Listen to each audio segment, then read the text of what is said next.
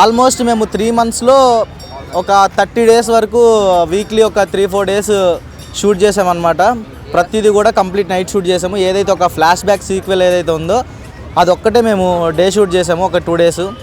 So ఆ real visuals తెలియడానికి చూసే ప్రతి ఒక్క ఆడియన్ ఇదేదో వీళ్ళు లైట్లు పెట్టి చేశారు లేకపోతే వేరే ఫీలింగ్ రాకుండా ఒక రియల్ ఫీల్ రావాలని చెప్పి కంప్లీట్ మా షూట్ మొత్తం క్యాండిల్ లైట్స్లో షూట్ చేసాం. సో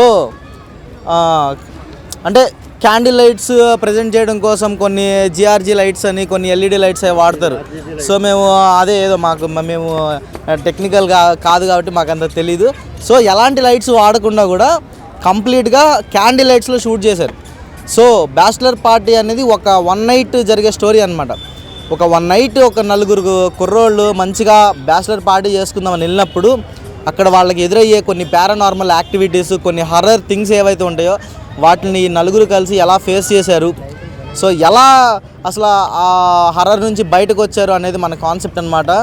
చూసే ప్రతి ఒక్క ఆడియన్కి కూడా ఎక్కడ బోర్ ఫీల్ అనేది రాదు. అట్ ద సేమ్ టైం ప్రతి ఒక్క సీన్ కూడా నెక్స్ట్ ఏం జరుగుతుంది అని ఒక క్యూరియాసిటీతో, నెక్స్ట్ ఏం జరుగుతుందన్న ఒక ఎగ్జైట్మెంట్తో ప్రతి ఒక్క సీను ఒక క్లైమాక్స్ లాగా ప్రతి ఒక్క సీను నెక్స్ట్ ఏం జరుగుతుందన్న ఒక సూపర్ డిఫరెంట్ థాట్తో చేయడం జరిగింది. సో ప్రతి ఒక్కరు కూడా మా మూవీని థియేటర్స్కి వచ్చి చూసి నెక్స్ట్ మంత్ మా మూవీని మంచి హిట్ చేస్తారు.